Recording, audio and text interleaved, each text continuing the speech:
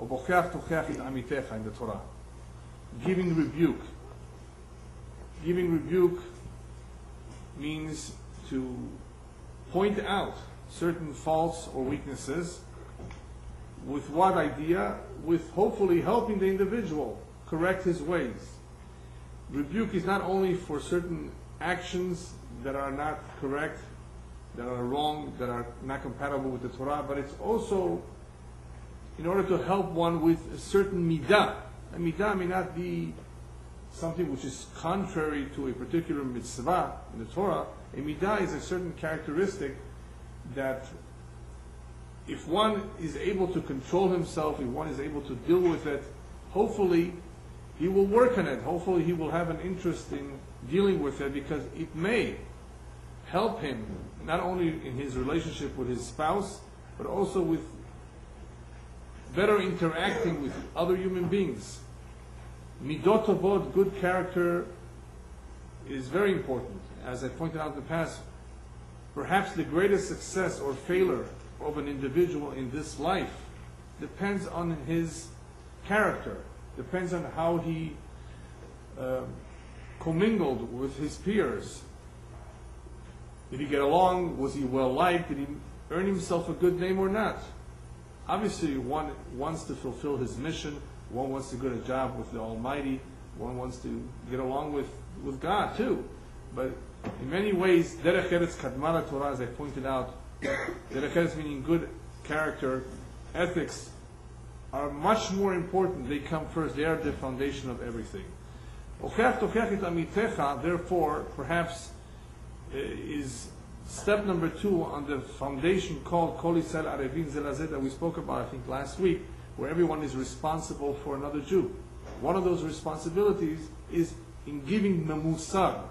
Musar meaning teaching, showing the way, or simply pointing out, hey, you have a problem, you got to deal with it. So it is our responsibility, but I translated here the mitzvah as to giving rebuke to those who are in your sphere of influence. Because if they're not in your sphere of influence, there's somebody that you don't really know, that you may not succeed. He's not a relative, he's not a neighbor, he's not a partner, he's not a friend. You may want to point it out casually, maybe, if you have a 50-50 chance of success. But you don't want to get hit over your head, in case the individual doesn't appreciate it. So our obligation, our duty, the mitzvah of Ocheach tocheach et amitecha, firstly affects amitecha. Yeah. First affects amitecha. Amitecha meaning those who are close to you, friends, colleagues, partners, and neighbors, and so forth. Giving rebuke, therefore, is very important, because that may be the only opportunity where that individual will hear about a fault. There might be some who might be too shy to tell it to them, may be afraid of them. And if you have the courage, you recognize it, as long as you're constructive and you're positive about it and you really mean to help them, then this is a great opportunity. As Rabbi Yonatan actually says, a friend's musar, a friend's rebuke, can be much more successful than 1,000 speeches of a rabbi. A rabbi, we hear rabbis, we hear lectures, but a friend might be much more effective. Point number 2, don't point out a weakness in another that you have. If you have if you have that weakness, don't point it out. Why? Because then you won't be effective. If you have a problem, then how could you tell somebody else? Father tells his son, why don't you go pray? Daddy, but you don't go yourself. How effective will you be? So if you are going to give musar, point number 2 is make sure that you don't really have that weakness. Now, there is one exception to that. If you include yourself in the musar. You know what, Joe? We both have to work on something. That's different. And even though you have the problem, but if you're including yourself, that's a whole different approach. So you got to be careful. You want to be effective, it has to be from your heart, it has to be constructive, and you can't have the problem. Point number 3, a true friend will give constructive criticism and not flattery. Now, for those of you who know a little bit about Virgo, you will realize why I chose these points, because we will be talking a lot about criticism tonight. The specialty of Virgo. So a true friend will give constructive criticism and not flattery. He's a true friend. He will actually be interested, hopefully, in you having a share to the world to come, Olam Haba, he will point out your weaknesses. I'm interested in you. I want you to have a good life. I want you to get along. I want you to succeed. That's why I'm pointing out your faults and weaknesses. That's called constructive criticism. A friend that only flatters you, Hanufa, Chaplusi, right, in Farsi, Yeah. that's not a friend. Right? That's not a friend. He's basically trying to be on your good side, trying to show that he cares about you, but he doesn't really care. Somebody who truly cares will point out your weaknesses. And believe me, if you're close to someone, they will have enough time to see some weakness. We're not angels. To be the best teacher, the most effective teacher, you want to be a good example, which is similar to what we said before about not telling somebody something about the problem that you yourself have.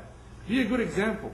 But this is a very powerful point, and I'll tell you why. There are many couples, perhaps, where one is much getting ahead more than the other in doing teshuvah. He's getting ahead. He's stronger. The other one has not caught up. What do? The other one may not be as interested. You just split, you get divorced. No. Be a good example. Eventually, that other individual who has not caught up will see, wow, this man or this woman has changed so much for the better, of course, as a result of his commitments, his new commitments. Perhaps I should look into it myself. Perhaps I should attend a class and find out more about his new or her new way of life, if it's made him a better person. So continue to be who you are, who you've committed to be a good example, and perhaps your spouse and children will follow suit. That may be your only chance. Instead of talking about it and arguing about it, you may never get through. You may not know how to argue. You may not know what to say. Right? You really have to be prepared if you're going to be saying something to defend your position. What if you can't? It's something new to you. So the best way to be convincing, or the best teacher, is to be a good example. A good example of your new commitment, that is. Number 5, Rabbi says, לעולם ישאל אדם את עצמו מתי יגיעו מעשיי למעשי אבותיי אברהם, יצחק ויעקב. One should always ask himself, when will my ways come close to the ways of my forefathers? One should always aspire to emulate the ways of his forefathers, to be like them. Our forefathers were better than us, were stronger than us, were more committed than us. And the rabbis tell us, aspire to be like them, have something to look up to. And even though they're very great, and their level might be something almost out of our reach, but if you don't aspire at all, you'll never get anywhere. Aspire to get there. Even if you got halfways, at least you got there halfways. So let them be their role model. Let them be your source of inspiration. Look up to them. And they are definitely somebody that you want to look up to them. If a Jew does not look up to his forefathers, then he's suffering from Darwinism syndrome, I call it. Why? Because Darwin claims, based on his theology, if I can call it that human beings today are much more advanced than the past. Everybody else was a monkey compared to this generation. Well, if everybody else was a monkey before him, then there's no respect for the past generation. There's no respect, therefore why should they emulate? Why should they look up to them? One who realizes that those who came before us were wiser, were more committed, were stronger, if he's convinced of that, then hopefully that should give him some impetus in wanting to be like them. Very important point in wanting to improve yourself is to look back and try to emulate the ways of our forefathers. Read about their lives, read about their biographies, read the books that they wrote. And there's no doubt in my mind that one who does that regularly will be inspired and will want to be one of them, will want to be like them. Tonight, in speaking a little bit about Virgo, we're going to be talking about an earthy element. Remember, there's 4 elements: fire, air, water, and earth. And the earthy elements are more practical, down to earth, consistent, reliable, in some ways dependable, predictable. Very, very powerful element. Nevertheless, there's 3 of those elements. We have the Capricorn, we have the Taurus, and the Virgo. We've spoken about the Taurus. Each one of the various elements, each one of the same element, will express itself a little bit different. Virgo is the most versatile, the most adaptable of all the three. And that's important to keep in mind because Earth is not so adaptable. Earth is pretty firm, very stubborn usually. But Virgo of all three is the least stubborn. And that's good to know if you married one. That even though they may come across as stubborn, you can convince them much more easily than a Taurus or a Capricorn. August 23 to September 22nd, approximately, depending on location. It could be a number, it could be a little bit off by a day or sometimes, depending where you were born, the hour you were born. They tend to be more modest and shy. Here you have just a brief description. Very meticulous, practical, diligent, intelligent, analytical, but they are very, very fussy. And we'll see why in a moment. Overcritical and harsh, perfectionists and conservatives. They like order, health foods. They have lists of things they want to do. They don't like sloppy workers. This is just a general description of Virgo. We're going to get a little bit more into in depth as to how you can recognize them, what to look out for, how perhaps you can help them, what are their strengths and what are their weaknesses, what they need to work on, what midot, characteristics they have to refine. But just remember, there is no good or bad sign. Virgo, just like any other signs, has certain things that we very much envy or would like to have, and they can be a great help to certain individuals more than to others. After all, when people get married, they marry certain types for good reason. Hopefully, if it's a match made in heaven, which many times it is, it will be those that complement each other, need each other. You're not necessarily marrying your best friend, remember. You're lucky if you do. But hopefully you will be marrying somebody that you need, and somebody that needs you. There will be qualities in each one of you that are in need of each other. That's called complementing. Ezer kenegdo. She or he will be a help if they choose to. They still have free will. They can be brutal. They can be selfish. They can be alcoholics and drug addicts. And they can ruin an otherwise potentially good relationship. So we're talking about decent human beings that are somewhat educated and really have an interest in succeeding in life. If one gets married and doesn't care about whether marriage succeeds or not, if that's his attitude, after Sheva Brachot, they might divorce. If all they're thinking is about making an impression and spending hundreds of thousands of dollars and inviting their friends to the wedding, if that's what they think a wedding is all about, then of course they may not have a good chance of succeeding. Life, everyone's life, has many challenges, ups and downs. Everybody does. Obviously, the more glue you have, the more respect you have for each other, the better the chances that you will succeed. But in the end, it all depends on what you've made, what decision you have made. A lot will depend on your decision. And of course, to make the right decision, it is very helpful if one is guided by the Torah, which I'll talk about a little bit later on. In the meantime, let's see a little bit about what Virgo is all about. Okay, Virgo. As opposed to a Leo, remember Leo stands out in the crowd, you can hear him from a mile away. Well, a Virgo doesn't really stand out too much. They're more the loner type, more gentle, quiet. You don't notice them right away.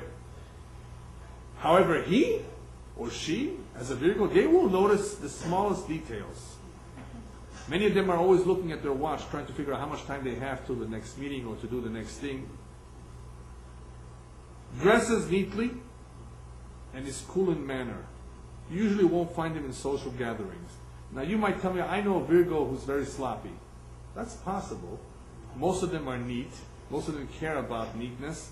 But depending on his rising, depending on his hour, depending on other factors, he may not be as concerned about his outward appearance. But most of them are very neat and clean. It's important to them. They are perfectionists. So you see, once you get to know the Virgo, you will see that certain things just go together. Because they are perfectionists, that perfectionism does not only apply to how they do things, it applies to how they dress too. They're hardworking, and they can be found working late at night at their office. Do all of them work late in the office? No. But if they're at home, they stay up late. They're hard workers, very dedicated. They're too busy to be daydreamers, have little patience with laziness. They're really dedicated to whatever it is that they do. Of all the mazalot, I think they are the ones that can stand intense work over a longer period of time, more than anybody else. They can take it. But watch out, they sometimes tackle more work than they can safely handle, and as a result they have to be very careful with having a nervous breakdown. That can happen. Who has nervous breakdown? Whoever's nerves are shattered. Whose nerves are shattered? Either one who's the nervous type, or one who's a perfectionist, very demanding of himself and of others. If things don't go exactly, or he's very punctual and precise, then that creates a certain tension in the nerves. That causes nervous breakdown.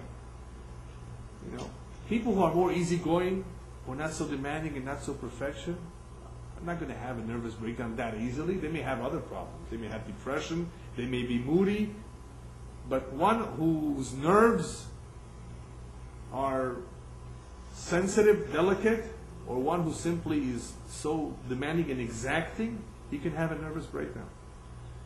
One of the first impressions you get of the Virgo when you first meet him, very easily, very noticeable, you look at him and it appears that he has some problem. He's worried about something. There's some serious problem on his mind that he's trying to solve. You will know many times, not always, not every moment of the day, but many times they have this worried look on their face. Because worry comes naturally to them. The Virgo has inner anxieties that keep nagging at him and that upset his digestion and emotional balance. He's not the moody type, but again, because of his, I don't know, some people call it insecurities, but I wouldn't even call it insecurity or fears. It's more of an anxiety. He wants things done in a certain way. He wants things done in a certain time. This has much more to do with anxiety than insecurity about himself. It's not that he lacks confidence. It's much more anxieties. It's a very fine difference, anxiety, fears, insecurity. But if you understand what anxieties mean, Virgos have anxieties. They are very critical in nature, much more than anybody else, very critical. They notice things. Now, is that good or bad? Well, you will see. It could be good or bad. They notice things and they criticize. They're fussy about how they look. They even will criticize themselves. Oh, I didn't come out so good in this picture. An Aquarius wouldn't even pay attention to how he came out in the picture. There are other pictures. What's the big deal? They're much fussy about photographs. They're meticulous and conservative in how they dress, and fastidious and exacting about cleanliness and about what they eat. Many of them are always taking showers, a lot of showers. They want to be clean, look good. Now, this is not the looking good like the Leo woman standing before the mirror, spending tons of money on cosmetics. Now, this is much more just cleanliness. Has nothing to do with making an impression. I want others to see me, and therefore I will spend all this money. They're just for themselves. They want to be clean and feel good about themselves. Very big difference between the Leo and the Virgo.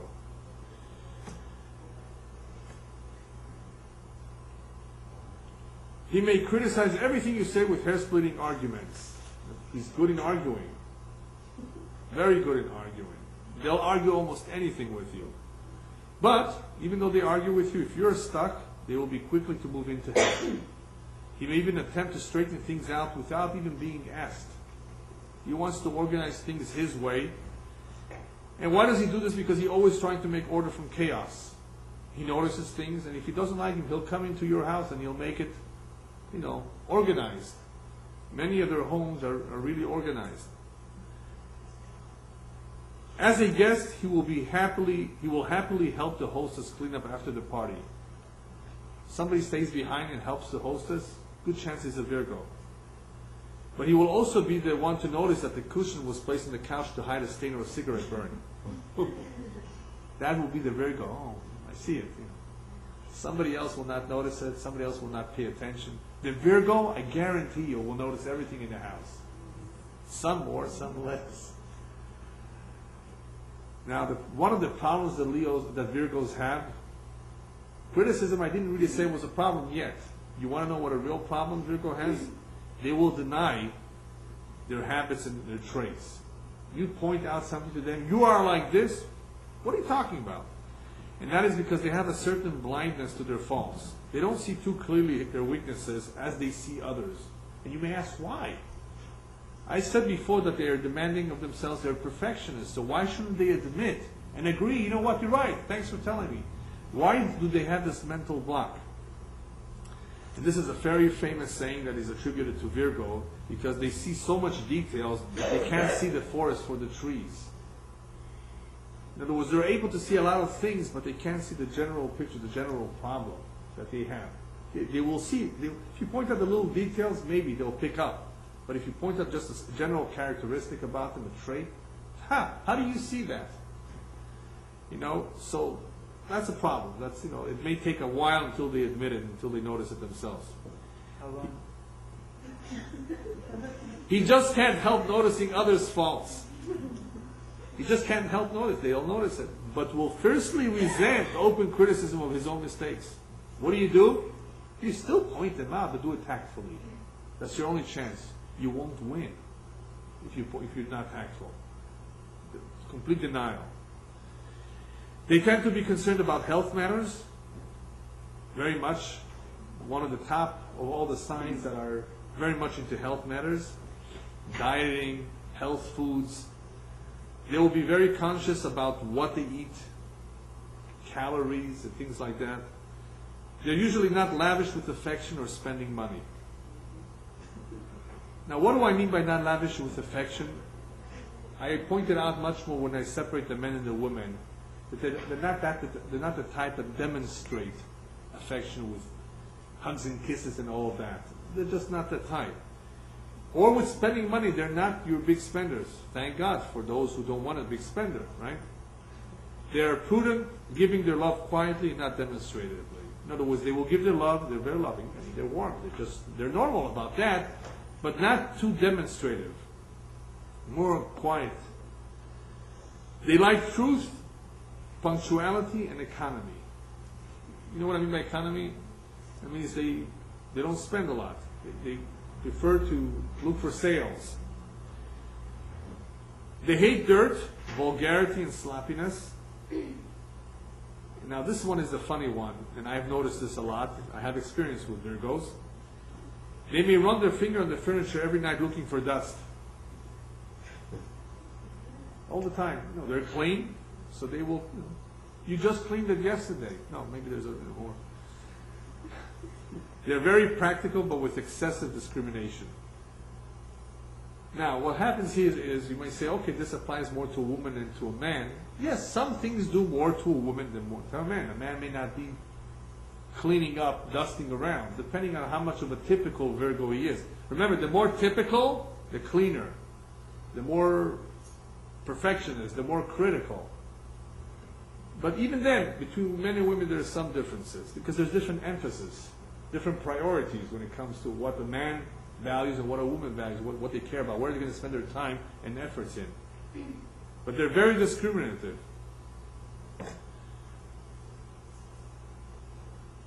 Actually, let me see if I missed anything here.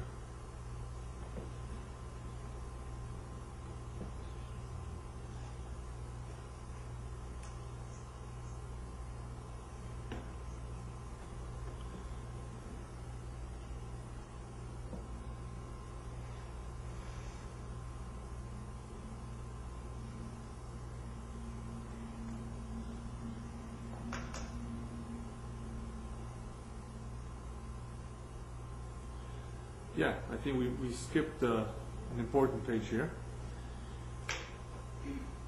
They have precise ideas about health. And they're very nice to have around the sick room. If you have a headache, your Virgo friend will go to the drugstore. Actually, if you visit a Virgo's home, you may find a mini drugstore in their medicine cabinet. Check it out. You will find relief for stomach aches, constipation, and acid indigestion, and other things. I just put a few examples here. Many of them are expert in telling you what remedy to take, and they may be familiar with the ingredients. Actually, many of them make good nurses. Now, why do they make good nurses? Not because they're familiar with ingredients, but because they're efficient. They're very efficient, they have sympathy, and are very capable. So that's one of the areas where they excel. They make good secretaries too. They obviously can do other jobs too. But many of them are good nurses. As friends, they are dependable and sincere.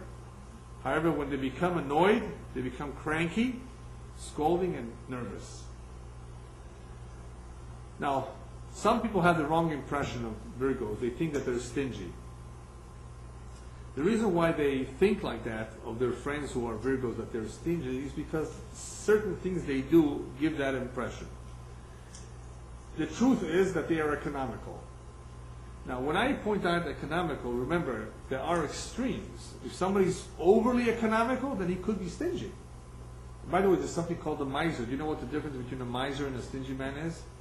A stingy is stingy for others, but not for himself. A miser is even for himself. Does not spend on himself. And that's more of a disease. You know, what are you going to do with all the money? You're going to take it with you? You're not taking it with you, so why you spend? Enjoy life. But that's already an extreme.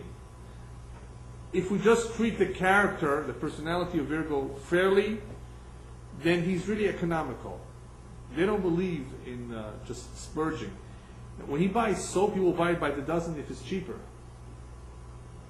Others might say, you know what, I don't need that much soap right now. Okay, so what if it's a few pennies more next time? What's the big deal? What am I going to do with it? Store it? Virgos tend to buy in quantities. Now, not for the reason that Aries. Remember Aries? Aries may buy a lot. I'm sorry, not Aries. Cancer may buy a lot of something because they're afraid there's going to be some earthquake and they're going to need a lot, so they're going to buy tons of tuna can and hide it under the bed or in the pantry just to have for, you know, for a rainy day or for something happens. Virgo just know it's cheaper, so you buy them by the dozen. They probably have a collection of coupons. It could be penny pinchers. If they bought an item and it later went on sale, they may just return it and buy it over again at a lower price. You know that the gas to go to the store and come back is going to be more than what you can save returning it? They're not going to think like that. No, it's cheaper. So you see, they need somebody to give them, you know, a little bit of sense that it's certain things it just doesn't pay to do. At home, they are very meticulous where they keep things. I assure you that if you move something, they will notice it. They will move it back. They will move it back to their preferred location. Now, they get so much into the habit of having certain things in a certain spot, in a certain place, in their dresser, for example, where they keep their socks, that if they ever go to a hotel, they'll put it in the exact same spot in the dresser of the hotel. It's just a certain way of organizing their lives and the way they put things.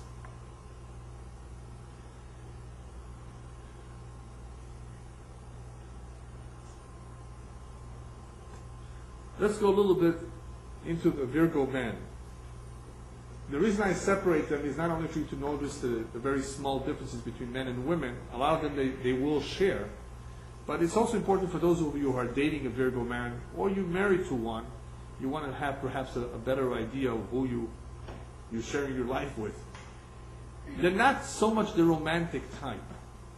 They will serenade you like the Leo. You know? They actually react coolly to mushy affection. That's not their cup of tea so much. They do love, they do care, but they do it differently. You know what to them love means? Their main way of showing love is through unselfish devotion. And they can be very devoted and very, very, very much unselfish. Actually, I didn't put it down over here, but I'll tell you that a Virgo sometimes will do more for you than for himself. Not every Mazal is capable of doing that. To think first of you, to take care of your needs before theirs, they can be very unselfish, and that's beautiful. But they're not mushy. They're not as mushy, I should say. Do you know what mushy means, by the way? Well, you have to have a little bit of water and earth in you to know what mushy is. Some other time we'll talk about that. His feelings will be steady and not fluctuate. And that's good to know. They're steady. He's dependable. He loves work, duty, and discipline. They're very hardworking, neat and tidy, conscientious and responsible. Now you may ask yourself, wait a minute, you mean to say only he's responsible, all the other signs are not responsible? No. A lot of these characteristics, like responsibilities, you will find in other signs. Cancer is not an earth sign, and he's responsible. Capricorn and Taurus, well, they're earth signs, so they're all responsible. Responsibility is a tricky word. It sounds like something that everybody would want to have, but not everybody has it as much as these signs. And the reason for that is, in order to be truly responsible, you have to be a man of your word. You have to be very disciplined. You have to. That is much more the earth element. Now, take somebody who's an air element. Take Gemini. Can Gemini be accused of not being responsible? Not really. They can be responsible, but not as much as Earth, because Earth is much more punctual, much more will insist on being consistent, and therefore their responsibility is much more intense. Earth is much more serious than air. Takes things much more seriously. So they will feel much more responsible for something. They will take care of something. They will do it. They will work hard at it. That's what responsible means. But it doesn't mean that everybody else cannot be responsible. But there's degrees. These people take life, take their work seriously. Therefore, you can rely on them much more. Very hardworking, very devoted to their jobs. Now, the problem with Virgos is because they're more the loner type, because they're a little bit more detached somewhat, they can remain single for a long time. They're not the ones like the Leos or the Tauruses or the Pisces who will really want to be interested in having a partner, in getting married. Everybody wants to get married, but they're not going to necessarily jump at it. Why? It stems from various characteristics that they possess. One of them being that they are very critical and picky. They're actually one of the most pickiest when it comes not only to food, but to people. They don't make friends easily. They're very particular. And that could be sometimes a problem, pushing off marriage because they're being picky, in particular. Also, as I said, they're more of the loner. If Chas v'Shalom, the marriage breaks up by a Virgo, they don't have to remarry, as much as others who will look immediately. Remember Leo? Leo doesn't stay single for too long. He needs somebody to adore him. Right? Virgo is fine. Virgo will not look for what Leo looks. And that is why they stay single many times, more easily than others. He is modest. Modest means sanua in Hebrew, not showy. And even though when it comes to clothing, we have something called modesty in clothes, you may find a non-Jewish Virgo who's not too modest in the way she dresses. She can be even provocative. But I assure you that even amongst the Goyim, Goyot, Virgo women will not be as immodest as some of the other signs who will want to be more showy about the different parts of their body. Even a non-Jewish woman who's a Virgo will tend to usually be more modest. What are they looking for, the Virgo man? They're looking for a decent, honest, and genuine relationship. That is their main emphasis. Decent, honest, and a genuine relationship. They can show incredible strength in emotional and material hardship at hard times because they're devoted, they're sincere, they're real. He will not shower you with money like the Leo, take you out to expensive restaurants. Remember the Leo of last week? The exact opposite when it comes to taking you out, much more economical. But he will be gentle and tender companion, especially when you are ill. He'll take care of you better than some other mazalot. They have a very clear, good memory, and therefore they remember special dates. Will remember your birthday, your anniversary. Loyal, dependable, considerate, and with good discipline. As a parent, you will not spoil his child. However, one of the problems that Virgo parents have, actually I'm going to talk a little bit about it with the women and with the men, is that they may have a hard time demonstrating affection to their children. This is not so much a problem for the woman, because the woman, the mother, is much more perhaps demonstrative, her kids, her children, her bubalach, right? But the man may have a harder time demonstrating affection. Now, this is not only the Virgo man. There are other men who are not as demonstrative with their children. And that's something that they need to learn, to show their affection, not just to say it or to prove it with being devoted by buying them something, but to be a little bit more physical. Not every father is as physical, affectionate with his children. They will spend time with their children and teach them. Now, this is very good. Spending time with children, some people who become workaholics may not do so. They may neglect spending time with their children. A Virgo, even though he can work late hours, he will spend time with the children. And he will teach them. But he may expect too much of them and be too critical. This is another problem with the Virgo parent, that sometimes they can expect too much. And be critical. Remember, they're critical, and they expect, not that they're demanding certain things, they simply are expecting certain standards. The child may not be capable.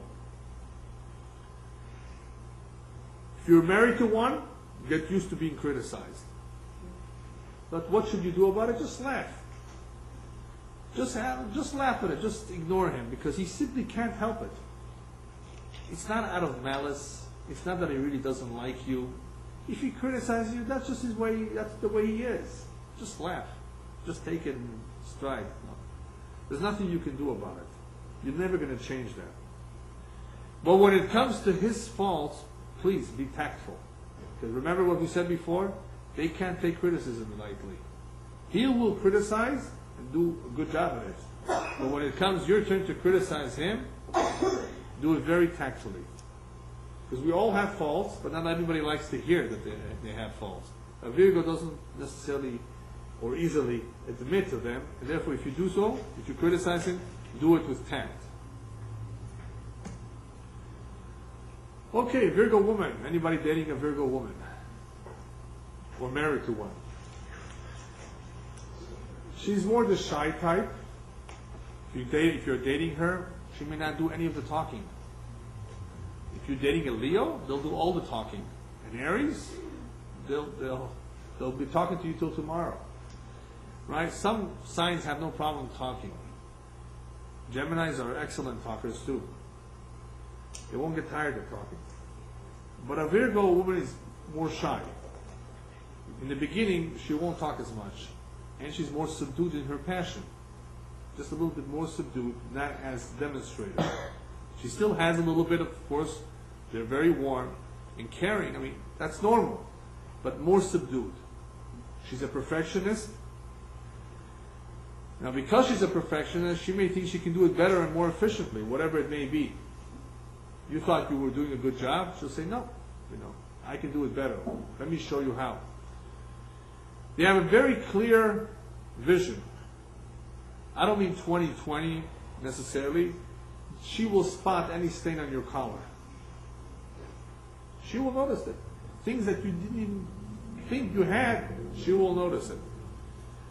She'll be particular about small things, but she will be kind and generous. Even though she's being very particular, certain things, small things bother her, but kind and generous.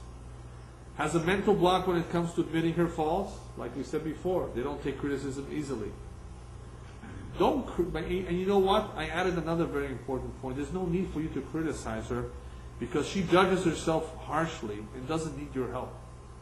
You're going to criticize her about something. Usually she may have known about it or noticed it before, even though they have a hard time admitting it. They themselves are harsh enough or demanding of themselves sufficiently that it's not necessary to point it out to them. She doesn't need your help. Most of the time when she criticizes you, she's right. Most of the time. Right?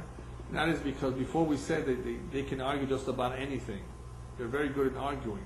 But many times, when a woman who's a Virgo criticizes you, she may have a good point. So pay attention to the criticism. Will not tolerate abusive language and sloppy clothing. Now, what does abusive language mean? Remember, we said that they're perfectionists. So what that means is that they're careful more about their English, their grammar. It has to be perfect. It has to be just right. If you misspell something, say something wrongly, they'll point it out to you. Not just about how you dress, but even how you speak. And definitely, if it's abusive, if it's vulgar, they can't take it because they're more clean, they're more pure. Therefore, they cannot tolerate language that is abusive, that is vulgar, or sloppy clothing. They have a harder time with it. One of the typical examples of a Virgo having a problem with something that is sloppy is going into the kitchen. Why don't you clean up after yourself? You know, they cannot stand seeing dishes in the sink for too long. Now, over the years, some Virgo women have told me that they just got tired of, doing that many dishes, and they are able to accept that the dishes are there overnight. But usually, they're very, very critical about things being dirty or lying around and not clean.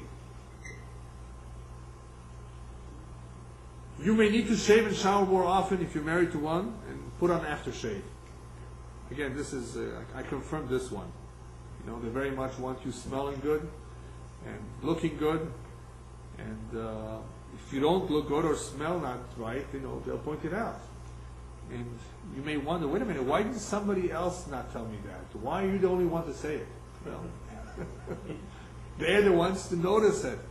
But it's more than noticing. Others will notice it perhaps too. It will bother them. Others will say, well, what's the big deal? Okay.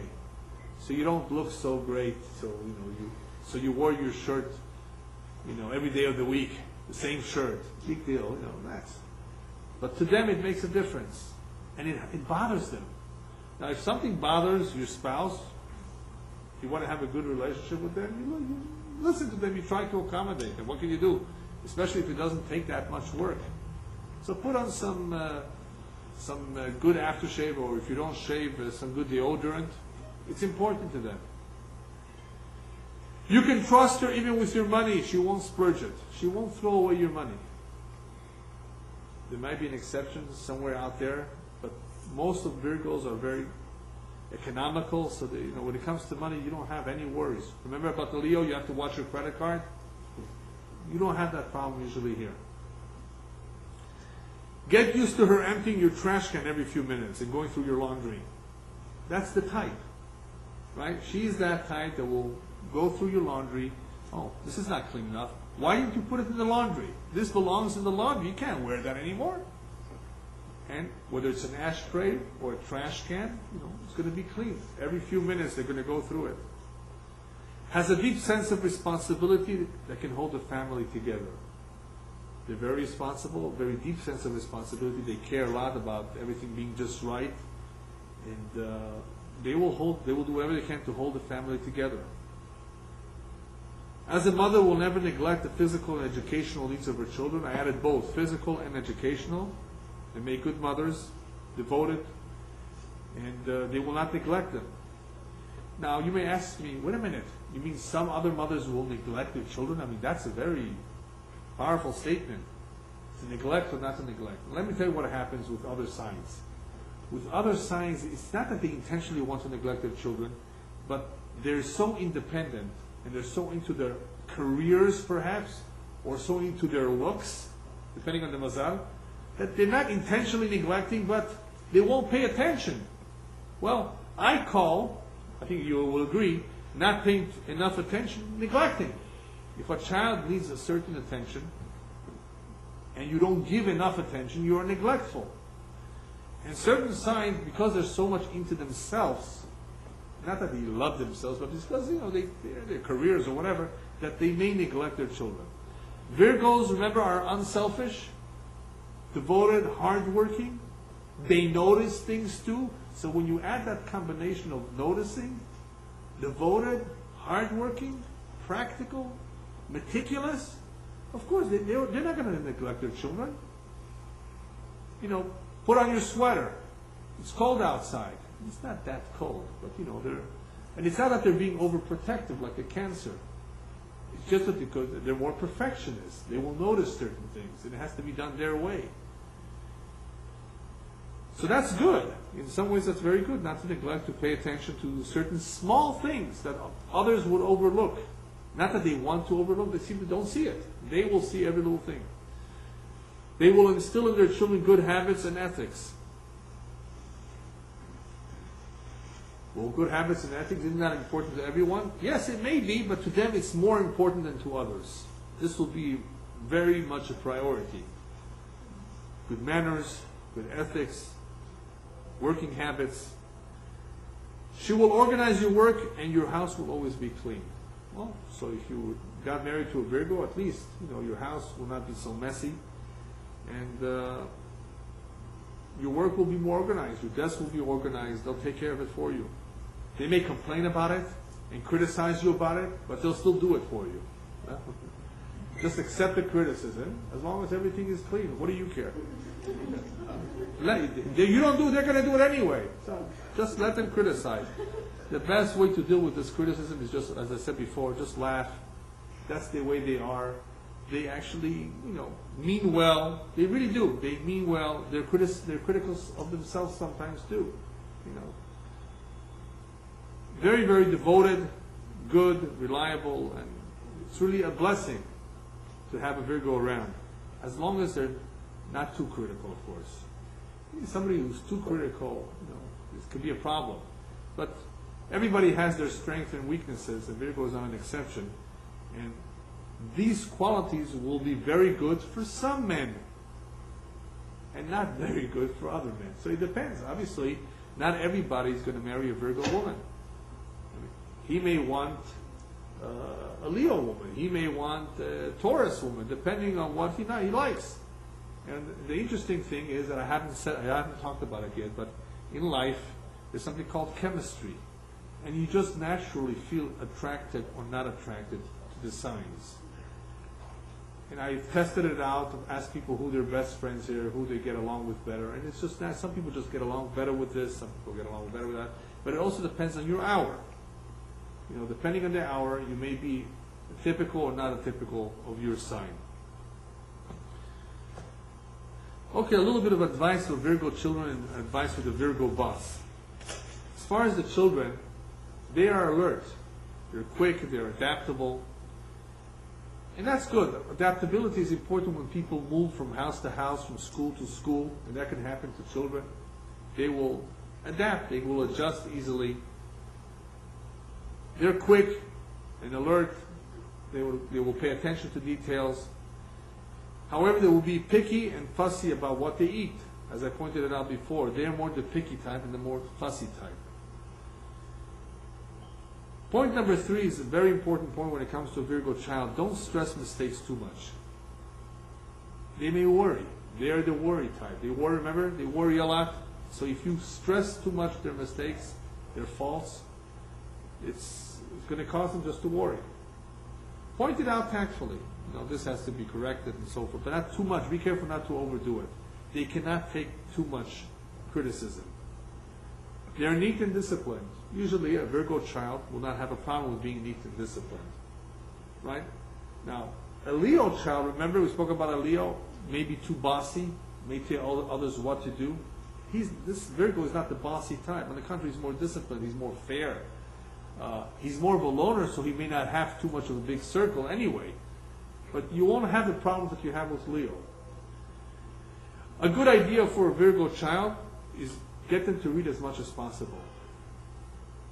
When they read a lot, they become knowledgeable. They become very knowledgeable in many areas. Remember, they have a good memory, so they pick up things well. They can become experts in many fields. And reading is very good for them. Reading is very healthy to them. Another idea of why reading is good for a Virgo child, even though it's not here, is because they tend to be a little bit restless. What comes with being quick and adaptable is a little bit of restlessness. Not that they're not patient. They're not like the Geminis. They can sit and read, and they're not like the Aries that they won't read through a whole book. They can actually read a whole book. But they can be restless. And restless, of course, means that they may want to do something else. They may want to change. If they read a good book, and if they're curious, and many of them are about the topic, then that's going to keep them busy. And when a child is busy, guess what? He stays out of trouble. Not that a Virgo is going to get into trouble like an Aries or a Scorpio. Some signs just get into trouble, right? He won't get into trouble so much, but this will be quality time for a Virgo. Advice for a Virgo boss: they have troubles and worries of their own. They can't hear about yours. So if you have a problem to share with them, they're so into their problems and their worries that if you're expecting listening ear, this is not the Cancer, who will listen to everything that you have to say and actually try to help you out. Not that the Virgo boss doesn't want to help you, he just doesn't. He's so into his own problems and worries that he just cannot handle another one. Now, what's interesting about a Virgo boss is that you won't find too many who are their own boss. Now, what do I mean by their own boss? I don't mean working independently. That you will find a lot of the people who are independent. But a boss means telling others what to do. Virgos are much better in managing and doing what others tell them to do. They're very efficient in doing it, something that they're asked to do. But to give orders to others, to manage a whole company, no. They're not necessarily going to be a president of a company. They're usually going to be perhaps the chairman of the board. Yeah. Certain responsibilities, yes. But you will not find too many Virgo bosses of big corporations. That's just not, they don't prefer. They don't look for that. The Cancer, the Leo, the Aries, yes. And the Capricorn, of course. Eventually, sooner or later, they'll be at the top. Virgo, very rarely. But if they're there, I just put some advices together in cases they're there, in case they're in the high top position. A lot of Virgos will tend to do the work themselves. Remember other signs like Leo and to an extent Aries will delegate. You do it, you take care of it. They can't handle the details. Virgo, because they can handle the details, because they're so devoted and it's their duty, it's their company, they may actually do part of the work themselves instead of giving it to an employee. You will find it's very interesting. If you look at many companies, you compare the boss, some bosses are actually doing the work with their workers, sitting down. Some of them are just sitting behind a chair, enjoying the fresh air with a cigar, delegating it to someone else. Just different types. The Virgo actually will be involved. If he's the boss, he may actually do some of the work himself. However, if you have a Virgo boss, be prepared for criticism. Don't make mistakes and don't be sloppy. Now, everybody makes a mistake once in a while, but I just wrote it for, the sake of remembering that in case you do, he will notice it and he will criticize it. So be careful not to make a mistake. He will be considerate, but don't expect glamorous promotions. Not with a Virgo. Why is that? Everybody should know by now why you can't expect to get a big bonus or promotion from a Virgo boss. If you were listening, why is that? Because they're economical. Well, the cost of living didn't go up that much. What do you need? A bonus or promotion? Not that they don't want to help you out. They're not going to. They don't believe in giving away that much money. They're more thrifty, more economical. So you can't expect it. That's all. And last but not least, always tell them the truth. Now, that sounds something like you should do with anyone. No, with Virgo especially. Don't lie to them. And they can tell a lie very, very well. They can detect it. You can't smooth talk them. A Gemini will not be able to smooth talk the Virgo. The Virgo will be able to see through the Gemini. He's smooth talking me. He's making up the story over here. He's not the type to be flattered. He's not the type that you can just lie to him. They pick up on the details. They're very analytical, remember, and they will catch it. They will notice everything. So you don't want to lie. You want to tell them the truth, especially since they believe in the truth. They're not crooked. Most of them are not, at least. Occasionally you can find anything. But they're very much truthful and devoted and hardworking, and therefore there's certain things that they will not tolerate. Okay, let's just go quickly over to the midot.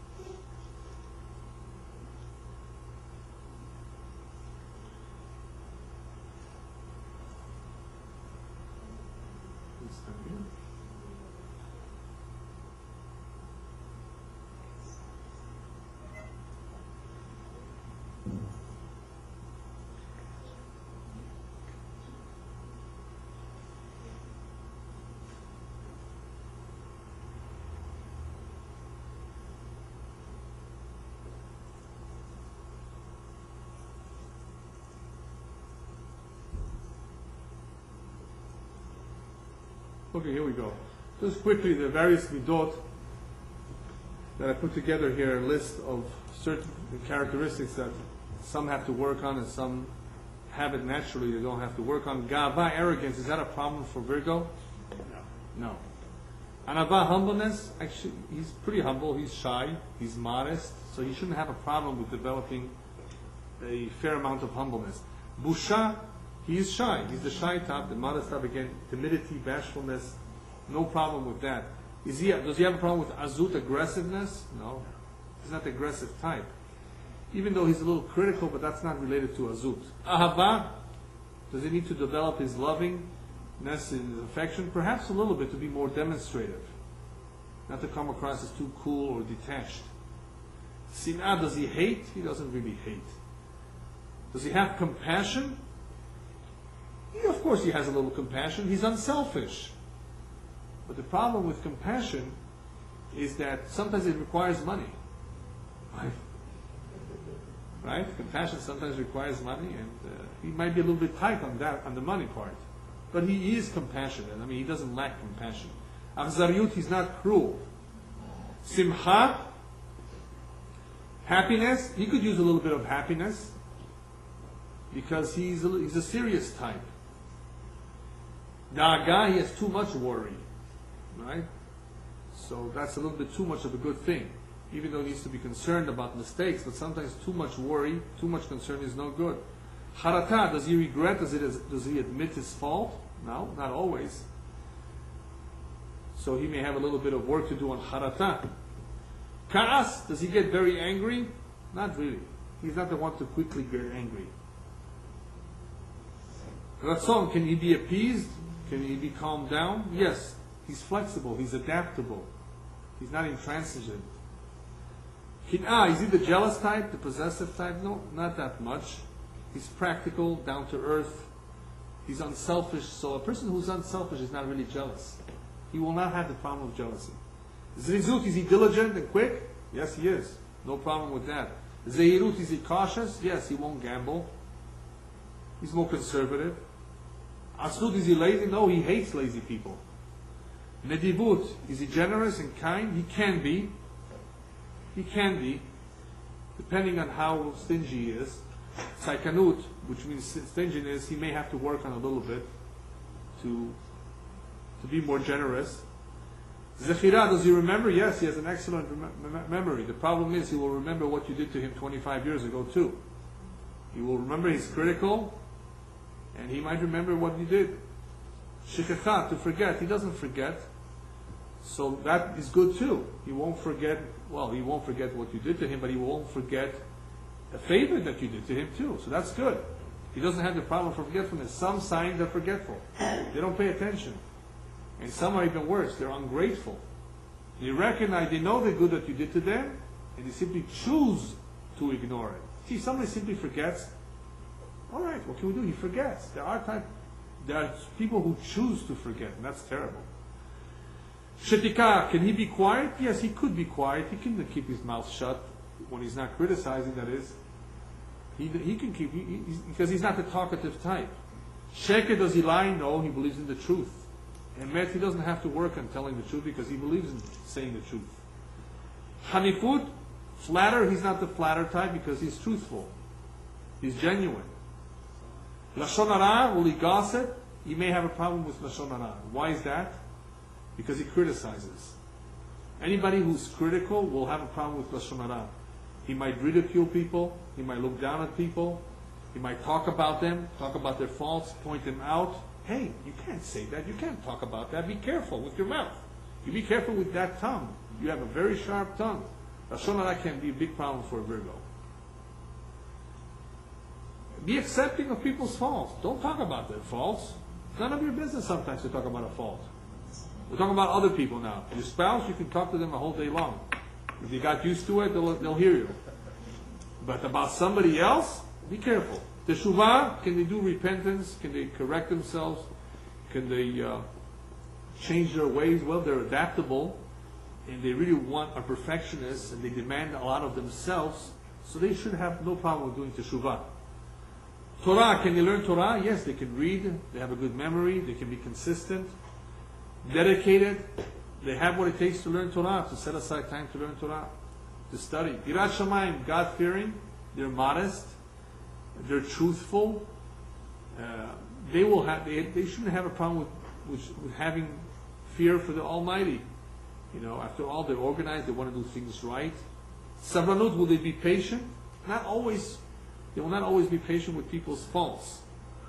They might be patient with their children a little bit, but even with their children, they may be asking and demanding too much of them. Not patient enough. It's okay for them to make a mistake once in a while. Nothing happened. So what? No. They sometimes will have to point it out right away, so they may have to work a little bit on their patience. Ta'ava, do they have a lot of desires for money, for food, for honor? They don't have any problem with that. They're actually more prudent, more modest, more subdued. Kavod, do they need the honor like the Leo does? No, they don't need it. I mean, everybody wants appreciation, but they're not. It won't hurt them so much if they don't get the kavod. Nekama, do they take revenge? They don't have that problem. Even though they remember the faults, they will criticize, but they won't hurt you. If you're good to them, a Virgo will never hurt you. You can be assured of that. Yikaon, depressed. No, they usually don't go into depression as much as other earth signs. However, if they're very critical of themselves, if they feel terrible about themselves, they don't look good, all the pictures of the family, of the video, of this, it won't put them into depression, but they may be a little bit sad. Leitzanud, are they clowns? No, they're not going to clown around like the Sagittarius or like the Leo. They're more serious. They're more the quiet type. Remember, they're more the shy type, so they're not going to clown around. They're going to get work done. They're not going to fool around, and they won't tolerate others fooling around either. These are the basic midot. There are obviously other midot, and anybody who's serious, obviously, on working on himself or herself, it would be a good idea to get to know yourself, as I've pointed out many times. The more we know ourselves, the easier it is for us to admit or to recognize what we need to work on. But I want to end with the final note that I've started with, is that, ladies and gentlemen, the only real way to get a hold of ourselves is using a guide. And the best guide is the Torah. When one sits and learns Torah on a regular basis, especially Sifrei Musar, which are books about ethics and morals and having the right values, he has a better chance of reminding himself, and hopefully he will be able to strengthen himself, because the one who's really after us, trying to hurt us, is not our spouse or our friends, it's the Yetzer Hara. Yetzer Hara who's trying to defeat us, trying to bring us down, trying to hold us back from accomplishing whatever our mission may be. If we remember that, then when there is a potential argument about to explode in the home, we may watch ourselves, we might be a little bit more careful. Hey, that's not in our best interest. That's going to destroy our peace. That's going to destroy the harmony. What are the good children going to pick up? So it takes a lot of patience, a lot of logic, a lot of good reason, but it also takes a desire to succeed. Anyone who truly has an interest and desire to succeed in marriage and any relationship, then hopefully will take the necessary steps of getting to know himself and his spouse. And together, B'ezrat Hashem, each of them will complement each other As you know, the saying goes, 2 heads are better than one. And that is what the purpose of marriage is all about. On your own, you may be having a hard time working on yourself. The books of Musar will help you, but the best one to give you criticism, as long as you accept it, will be your spouse. So if you're criticized, say thank you. This may be the only opportunity for somebody to have noticed something wrong and for you to take the necessary steps to correct it. As long as there's constructive criticism, just take it and be happy with it. Virgo is very, very critical, but they always try to be constructive.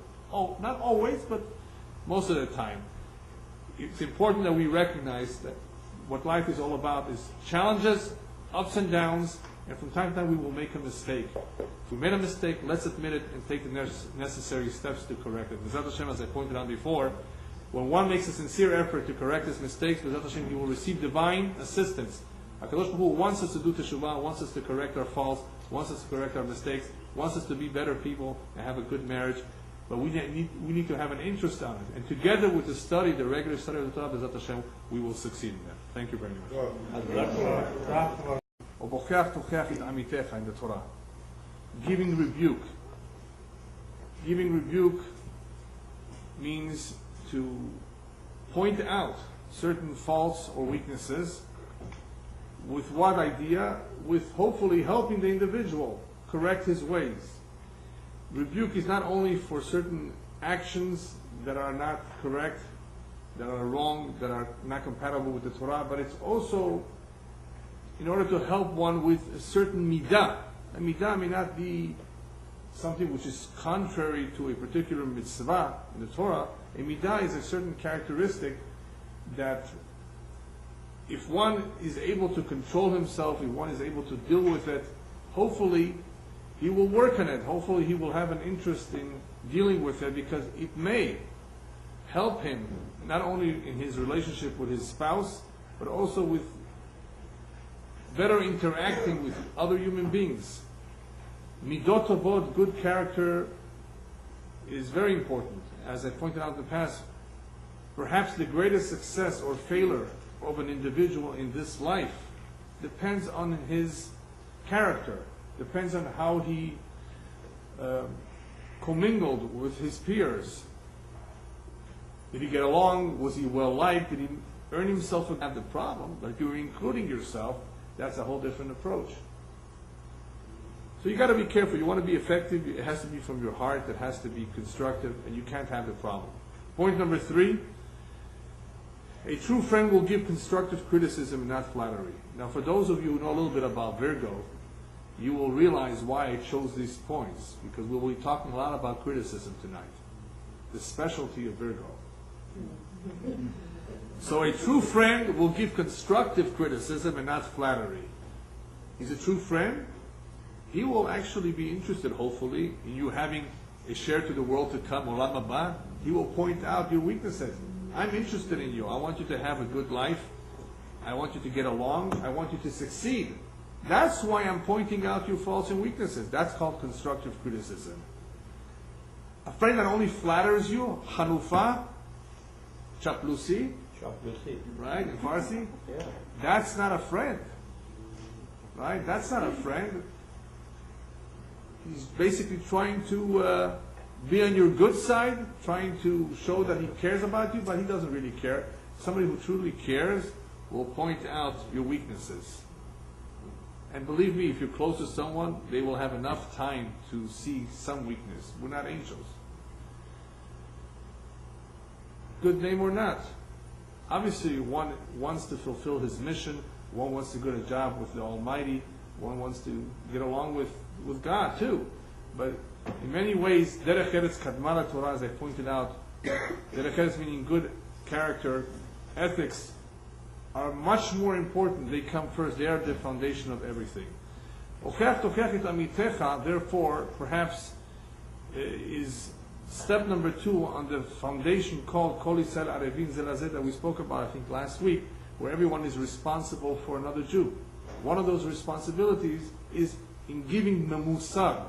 Musar meaning teaching, showing the way, or simply pointing out, hey, you have a problem, you got to deal with it. So it is our responsibility, but I translated here the mitzvah as to giving rebuke to those who are in your sphere of influence. Because if they're not in your sphere of influence, there's somebody that you don't really know, that you may not succeed. He's not a relative, he's not a neighbor, he's not a partner, he's not a friend. You may want to point it out casually, maybe, if you have a 50-50 chance of success. But you don't want to get hit over your head, in case the individual doesn't appreciate it. So our obligation, our duty, the mitzvah of Okach Tokach Tamitecha, firstly affects Amitecha. Yeah. To be the best teacher, the most effective teacher, you want to be a good example, which is similar to what we said before about not telling somebody something about the problem that you yourself have. Be a good example. But this is a very powerful point, and I'll tell you why. There are many couples, perhaps, where one is much getting ahead more than the other in doing teshuvah. He's getting ahead. He's stronger. The other one has not caught up. What do? The other one may not be as interested. You just split, you get divorced. No. Be a good example. Eventually, that other individual who has not caught up will see, wow, this man or this woman has changed so much for the better, of course, as a result of his commitments, his new commitments. Perhaps I should look into it myself. Perhaps I should attend a class and find out more about his new or her new way of life, if it's made him a better person. So continue to be who you are, who you've committed to be a good example, and perhaps your spouse and children will follow suit. That may be your only chance. Instead of talking about it and arguing about it, you may never get through. You may not know how to argue. You may not know what to say.